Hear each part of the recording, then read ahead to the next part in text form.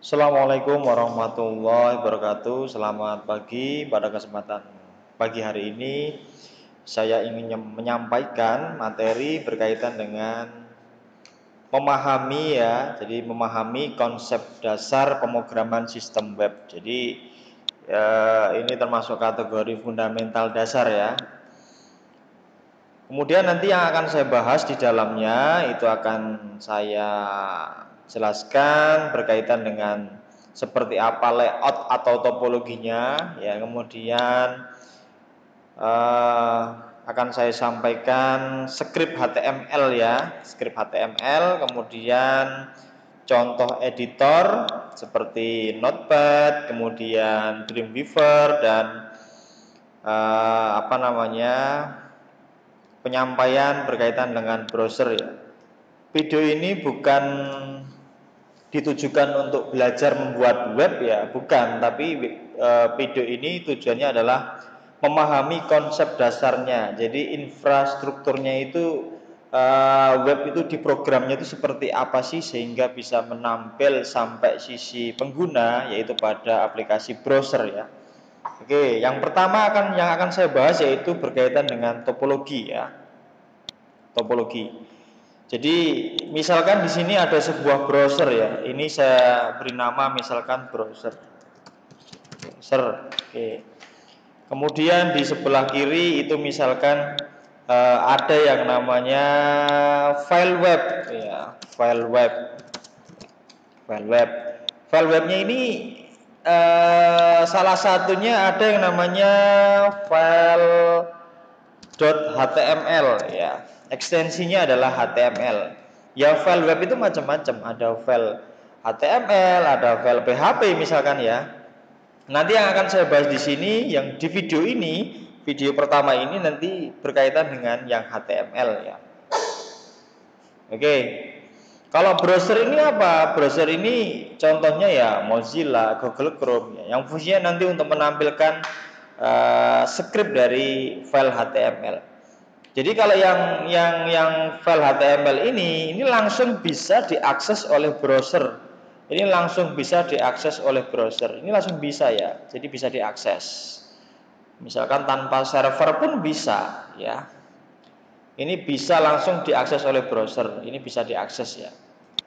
Ini bisa diakses. Bisa diakses oleh browser. Ini bisa. Sedangkan kalau yang misalkan yang file PHP ya, yang file PHP, file.php. Nah, kalau yang file PHP ini tidak bisa langsung diakses oleh browser. Ini tidak bisa ya. Dia harus butuh yang namanya web server. Web server ya. Karena basisnya kalau yang PHP ini basisnya adalah server side ya. Harus butuh server. Kalau butuh server, ketika servernya itu nanti sudah dipasang, diimplementasikan, kemudian file webnya itu dipasang, maka nanti akan bisa dibaca oleh browser. Ini baru bisa dibaca oleh browser kalau ada web servernya. Karena sifat dari PHP ini merupakan server side. Ya. Ini nanti mungkin di video yang kedua. Video yang pertama ini yang dasar dulu ya, yang dasar. Ya, yang dasar. Ingat. Video ini saya tujukan bukan untuk mengajari membuat web, bukan, tapi memahami konstruksi bagaimana web itu diprogram sehingga bisa diakses oleh pengguna dari browser. Kan pengguna itu di sini kan ya, pengguna. Nah, ini pengguna. Pengguna mengakses web ya, mengakses web melalui aplikasi yang namanya browser. Ini bisa Mozilla, ya, bisa Google Chrome, bisa Chrome, macam-macam ya, bisa IE atau Edge kalau sekarang ya. Nah itu. Nah, berkaitan dengan topologi nampaknya nggak ada masalah ya, nggak ada masalah. Kemudian sekarang yang kedua yaitu script HTML. Scriptnya itu ada HTML, juga ada PHP ya, ada PHP. Nah, kalau yang HTML ini merupakan bahasa markup ya, bahasa markup. Kalau yang PHP ini merupakan bahasa yang yang dinamis ya, yang dinamis untuk memprogram sebuah web. Nah, kalau yang HTML itu seperti apa contohnya? Nah, kalau yang HTML seperti ini sudah saya siapkan contoh file HTML-nya. Ini ya, ada pembuka HTML. Kalau ini merupakan komentar ya, merupakan keterangan bahwa dokumen ini merupakan dokumen HTML ya. Diawali dengan pembuka HTML, terus diakhiri dengan penutup HTML. Ada pembuka, ada penutup ya. Ada pembuka head, ada penutup head. Nanti seperti apa? Lokasi ini akan muncul di sisi browser itu di sebelah mana? Nah, gitu ya. Ada body, ada tutup body, ada H1 ya, ada penutupnya H1, ada pembuka P, ada penutup P. Ini merupakan contoh file HTML ya. Oke. Kemudian file ini akan kita simpan ya, file save as ya, akan kita simpan. Kita simpan di D dengan nama sistem web ya. Kita beri nama index.html ya, index.html. Kemudian di save as tipenya kita pilih all file. Ya, kita pilih all file supaya nanti nyimpennya itu editor ini nyimpennya itu ekstensinya menjadi HTML ya, save. Oke. Jadi materi yang poin ketiga ini yang editor ini tadi ya. Editornya ya ini Notepad ini ya. Notepad itu gini loh. Pakai run, start run, isi aja Notepad. Ya, Notepad kemudian oke. Nah, saudara tinggal ngetik aja di sini ya, seperti ini ya. Ini hanya contoh ya, hanya contoh Notepadnya. Nah, kalau sudah kita cek coba. Nah, ini kan ya, di sistem web. Coba kita buka, klik 2 kali. Nah, ini kan isinya ya. Jadi, titel tadi Indonesian Network. Titel itu dari mana? Ya, ini titelnya. Ya, titelnya Indonesian Network. Ya. Nah, ini kan skripnya. Ya, titel Indonesian Network. Ya. Kemudian di dalam body, di dalam tubuh file HTML ini ada yang namanya H1 ya, tetap setia pada prosesnya. Ini munculnya ya. Kemudian di bawahnya itu ada tulisan oke. Nah, ini. Kalau ini saya tulis misalkan tambahin lagi ya, P oke misalkan. Gini ya. Tak simpan, file save, tak refresh. Tuh kan ya, oke. Nah, jadi nggak butuh web server kalau ini ya. Ini langsung bisa di-load oleh browser ya. Ini saya simpan di D folder sistem web namanya index.html. Nah, yang ini. Nah, sedangkan kalau yang Dreamweaver ini sebuah aplikasi pihak ketiga ya. Fungsinya ya bisa juga untuk editor, tapi nanti kalau untuk lebih jauh juga bisa digunakan untuk misalkan pembuatan record set, membuat koneksi, membuat news site. Itu kalau pakai Dreamweaver untuk belajarnya juga mudah ya. Editornya ada warna-warnanya ya, ada warna-warna khususnya. Nah, ini Dreamweaver ya, aplikasi Dreamweaver CS3 yang saya gunakan ini. Ini juga ikonnya ya, Dreamweaver CS3. Coba kita buka saja tadi ya, kita buka file open.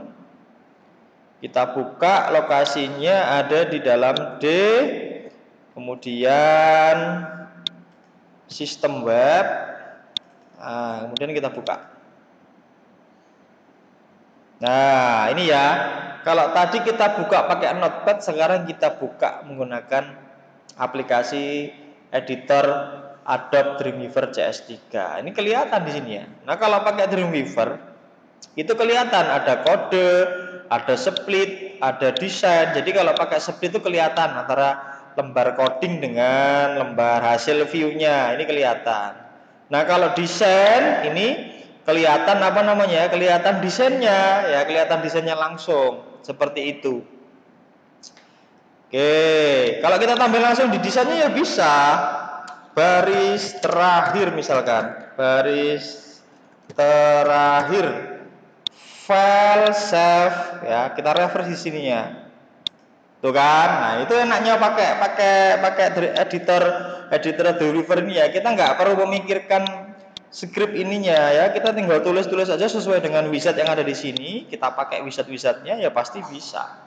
Contoh nih, misalkan kita membuat tabel, kita tinggal panggil tabelnya, kita isi misalkan berapa, nah ini ya 1 sama 1 ya, ini ada isinya ini kan ya, 1 halo sedang belajar. Nah, kita simpan, save. Kita refresh di sini. Tuh, halo sedang belajar. Muncul ya. Nah, ini enaknya menggunakan editor, ya pihak ketiga seperti itu. Kemudian ini browser ya. Browser ini yang saya gunakan ini merupakan browser Google Chrome ya. Kaitannya dengan materi ini ada view page source dan ada inspect element. Nah, view page source ini fungsinya untuk melihat codingannya. Klik kanan coba. Nih ya, klik kanan di browsernya view page source. Nah, ini bisa kita lihat file index.html ini kelihatan scriptnya. Ya, kelihatan scriptnya ya. Ini kelihatan scriptnya. Ini scriptnya. Sama dengan script di sini. Tuh. Jadi ini script punya pengembang, katakanlah ini punya programmernya, punya programmer. Nah, kalau yang di sini kan sisi pengguna ya. Kita sebagai pengguna misalkan ngakses web apa yang web HTML ya. Nah, pengguna itu bisa mengintip melihat codingannya menggunakan cara klik kanan page source. Ya, kalau HTML bisa dilihat, tapi kalau PHP ya nggak bisa karena dia menggunakan server side. Pengguna itu hanya bisa mengakses URL ya. Oke, ini kelihatan ya, ini tadi fungsi dari view page source.